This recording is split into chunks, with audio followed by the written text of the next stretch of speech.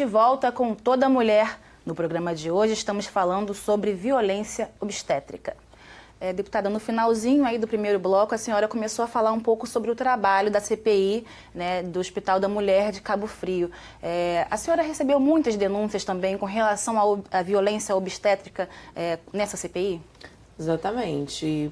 Podemos ouvir algumas mães que relataram situações muito desagradáveis, né? O próprio hospital tem problemas em termos de equipamento. O Hospital da Mulher fica num segundo andar e o hospital não tem elevador, então ela tem que subir 2 rampas enormes. Ali também tem uma prejudicabilidade por falta de maqueiro.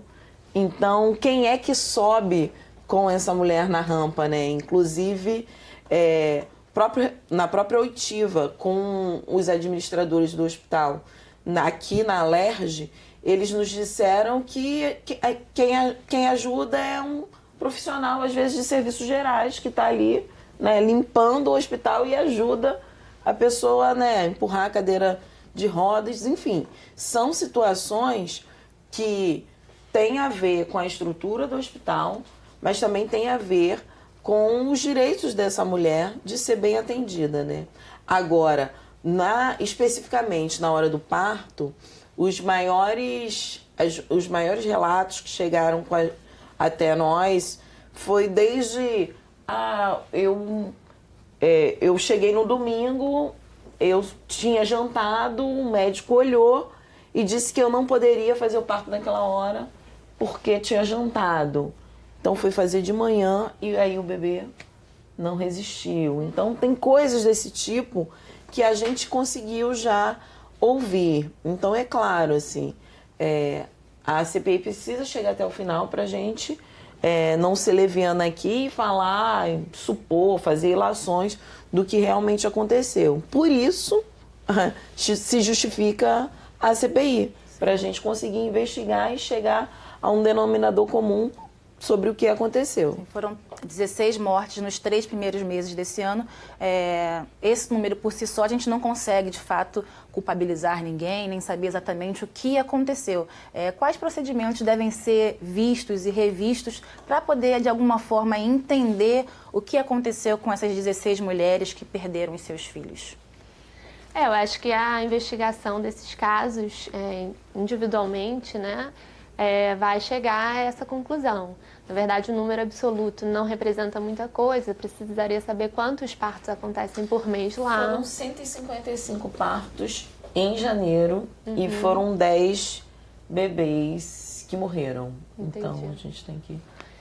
E aí também precisa entender se foram todos esses óbitos aconteceram no âmbito da assistência do trabalho de parto, ou se os bebês também tinham algum problema. Às vezes existem os bebês mal formados ou os prematuros, que têm uma taxa de mortalidade maior mesmo, né?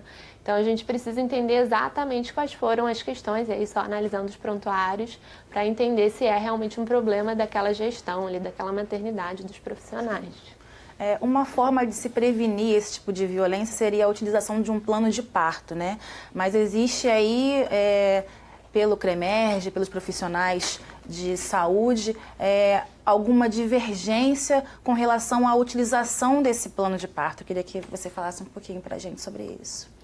Então, o plano de parto, ele é uma forma de comunicação entre a mulher e a equipe, né? Principalmente aquela equipe que a mulher não conhece, né? No SUS, você faz o pré-natal, né? É assistida no pré-natal por um profissional de saúde e na hora do parto é outro profissional de saúde. Então, ele não sabe dos seus desejos, das suas vontades durante o trabalho de parto, e o plano de parto é uma maneira de você explicar isso para ele. A resolução do CREMERGE, pelo que eu entendi, ela proíbe que os médicos assinem planos de parto que coloquem em risco a vida da mãe e do bebê, né? Eu não sei exatamente em que casos o CREMERGE se baseou. Talvez tenham existido casos que, de fato, o plano de parto colocava o médico ou a enfermeira que assistia o parto numa saia justa do ponto de vista jurídico, né? Restringindo a autonomia do médico, de maneira que ele não poderia assinar aquilo. Eu, pessoalmente, os planos de parto que eu já recebi, tanto no SUS quanto na medicina privada, são basicamente uma lista mesmo de desejos, né? E desejos esses tanto em relação à presença do acompanhante, a não sofrer a cascata de intervenções que normalmente acontecia nos partos tradicionais. Então, são coisas relativamente simples, que não me fizeram sentir constrangida em assinar. Mas talvez existam realmente casos em que a gente não deveria assinar. Talvez nisso a resolução se baseie. Mas, sem dúvida, o plano de parto ele é apoiado pela OMS, ele é um instrumento muito importante nessa comunicação. E se a gente está dizendo aqui o tempo todo que o que falta é falta de comunicação, não podemos, sem dúvida, desincentivar o plano de parto, né? Sim. Por que não ter essa comunicação, né, deputada? Exatamente. Eu acho que a relação ainda entre a instituição, os profissionais e os pacientes, né, ainda é muito ruim nesse sentido da troca, de um diálogo mais constante.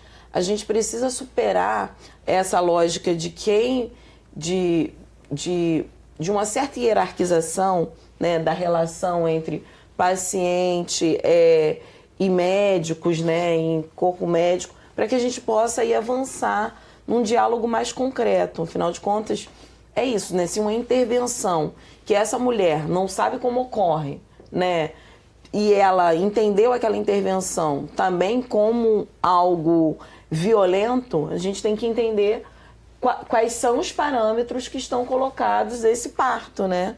Então, é muito importante ter um olhar direcionado para essa discussão, que possa vir para a sociedade, porque muitas vezes a violência obstétrica ela é negligenciada pelo poder público, pela própria sociedade. Então, a gente precisa agir muito rápido, né? Afinal de contas, é um momento super especial dessa mulher, né? Ela quer sair com o seu bebê no colo, ela não quer sair com um atestado de óbito do hospital. É importante falar também que, apesar do termo violência obstétrica, não é apenas o obstetra que realiza aí algum tipo de violência, né, doutora? Sim, isso é muito importante de ser falado. Até porque, inclusive, o termo talvez não seja o ideal, né? Algumas pessoas, inclusive, discutem sobre isso, que o termo deveria ser violência durante o trabalho de parto e parto, ou maus tratos durante o trabalho de parto e parto. A tradução desse termo, até na literatura internacional, nem sempre é a violência obstétrica exatamente. Mas o fato é que o termo pegou, né? E ele está na internet, está nas discussões entre as próprias mulheres. Então, a gente também precisa explicar o que é isso e explicar exatamente isso, que não é uma violência perpetrada pelo obstetra, né? Pode ser por qualquer profissional no âmbito daquela assistência, né? E a gente, acho que nós, como médicos, devemos nos posicionar justamente até para nos defender e ajudar nesse combate a esse problema. A FEBRASGO, que é a Federação em âmbito nacional, né, das associações de ginecologia e obstetrícia, lançou recentemente um posicionamento sobre violência obstétrica que os médicos receberam em casa, nos seus endereços comerciais. Eu recebi mesmo em casa. E um posicionamento bastante interessante, que reconhecia o problema, inclusive baseado na literatura internacional. Esse problema é discutido internacionalmente desde o início dos anos 2000, aqui é que é uma discussão recente, né? E propunha nesse manifesto formas de combater a violência obstétrica, que passa principalmente pelo que a gente fala recorrentemente, que é o diálogo, né? Sim. Você explicar o que está sendo feito, né, pedir o consentimento, mas para isso a gente também tem outros problemas que precisam ser resolvidos em termos de gestão. A gente não tem uma legislação que tipifique a violência obstétrica como crime, por exemplo, né? Então, como essa mulher que se sentiu aí ferida, violentada de alguma forma, pode recorrer aos seus direitos? Eu acho que é muito importante que essa mulher seja ouvida, né? E ela tem que buscar esses mecanismos para isso. Então, assim, talvez em termos do menor ambiente ali, que é o hospital, ela pode procurar a ouvidoria do hospital. Isso já é um primeiro passo bastante interessante. Além disso, ela pode acionar o Conselho de Medicina Regional, inclusive para falar sobre esse médico e ter uma resposta do Conselho. E tem os mecanismos jurídicos também, o Ministério Público, né, e outras formas de se acessar isso. Deputada, a senhora preside aqui a Comissão de Direitos Humanos, né? A violência obstétrica pode ser considerada uma violação de direitos? A comissão pode ajudar também, caso seja procurada? Sem dúvida. Nós, inclusive, já atendemos muitos casos nesse sentido. E tem uma violência que é muito grande, né? Que tem ali aquele momento, mas tem a dor que fica nessa mulher para o resto da vida. Então, a Comissão de Direitos Humanos encaminha para atendimento psicológico essas mulheres, inclusive essas que a gente já está atendendo do Hospital da Mulher. A gente já encaminhou para assistência psicológica algumas delas que se colocaram muito frágeis e precisando de ajuda, né? Eu acho que esse é o papel da Comissão de Direitos Humanos, entendendo que essa mulher teve um direito fundamental dela respeitado e garantido, que é o direito de ter um bom parto, né? E de que após esse parto sair com seu filho no colo. Caso isso não ocorra, ela precisa saber o que aconteceu nesse processo, né? Para que ela possa entender, né, como o corpo dela reagiu, né? Como foi todo o que ocorreu ali naquele momento. Por isso também a gente precisa dos prontuários, né? A gente já solicitou à administração os prontuários para que a nossa equipe, que também tem uma equipe técnica por trás, né? Temos enfermeiras obstétricas que ajuda ali a gente a fazer uma avaliação do que de fato ocorreu, mas ainda não recebemos os prontuários.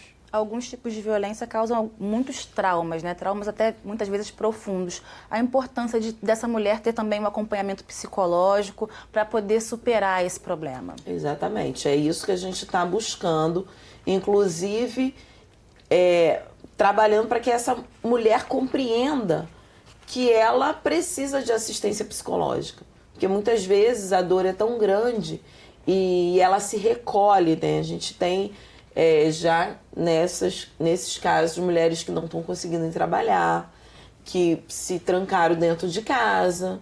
Então isso é um absurdo, né, do ponto de vista do que é a relação do Estado com essa mulher. Então a gente está encaminhando todas para assistência ali, tanto social quanto psicológica.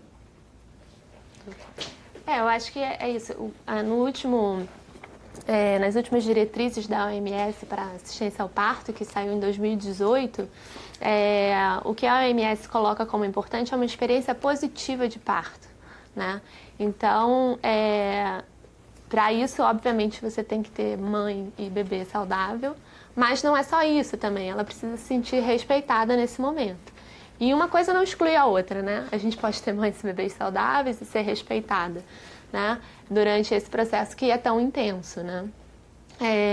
E a experiência negativa de parto, ela pode sim trazer consequências para uma vida toda, né? Mas mais de imediato a depressão pós-parto, a dificuldade em amamentar o bebê, a dificuldade de vínculo. Então, é realmente relevante do ponto de vista psíquico dessa mulher a experiência do parto, né? E a princípio é isso, quem vai continuar parindo são as mulheres. Então, elas precisam ser ouvidas sobre o que elas querem nesse momento, né? E, ao mesmo tempo, a gestão desse sistema precisa funcionar para que o profissional consiga dar essa assistência de maneira adequada. Tá ótimo. Nosso tempo, infelizmente, acabou. Quero agradecer muito a participação de vocês no programa Toda Mulher de hoje. Obrigada. Obrigada. O programa Toda Mulher fica por aqui. Se você quiser rever esse programa, acesse o site alerj.rj.gov.br. TV Alerj, o canal do povo fluminense.